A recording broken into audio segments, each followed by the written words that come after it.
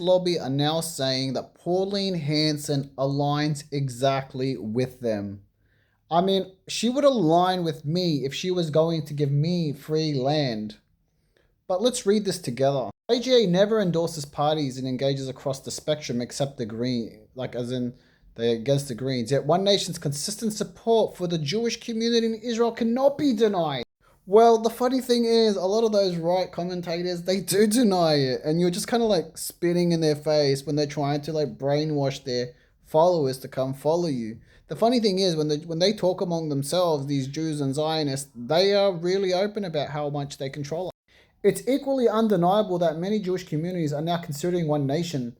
The party strikes a chord on issues directly affecting us: radical Islam, immigration, law and order, and the ABC bias. Many doubt the major party's ability to confront these challenges. One Nation's support reflects the long-standing commitment in 2018 Senator Pauline Hanson to become the first federal politician to introduce the IHRA definition of anti-Semitism into Parliament. That's the one where you're not allowed to criticize Israel at all here in Australia, while you can criticize everybody else, including Christianity, including all religions, just not Israel. A motion opposed by both major parties at the time. The same year when the coalition recognized only West Jerusalem as Israel's capital, Hanson pledged full recognition of Jerusalem and moving Australia's embassy there. So, like, they're explaining how much of a stooge she literally is. Following October 7, Hanson was appalled by a Green senator wearing a keffiyeh in the Senate. She wanted a public gesture of solidarity, initially sourcing a tallit before wearing an Israeli scarf provided by the AGA. Hanson may not suit everyone's style, but her sincerity is clear. Constituent that wanted Pauline to help her because she was being SA'd by Epstein and by Bill Gates and by, the parliament and so forth. Yeah, she didn't give a shit.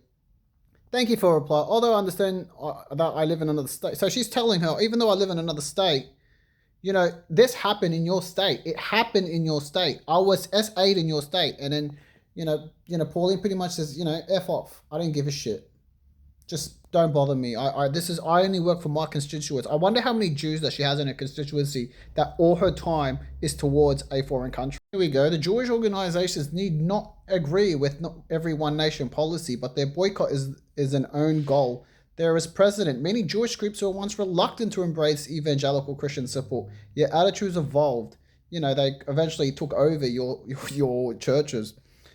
Israel has similarly built ties with once shunned European parties that became strong allies. So they're there. They want to ruin your country. They're here to ruin it. They're not here to, like what does Bill say? There's a Bill guy on TikTok. He says, we're not here to take part. We're here to take over. That's what they're doing. She has spoken of her marriage to a Jewish son of Auschwitz survivor for nearly a decade. One of her senior policy advisors was an Orthodox Jew.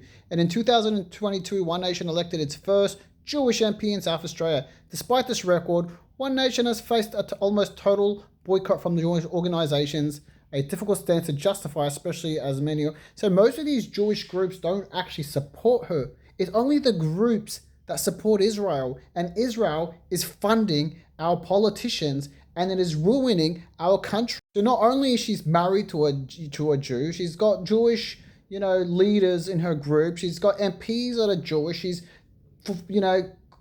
spruiking for another foreign country, and people are still like, she's our only hope. No, you only believe she's our only hope because that's what the media tells you.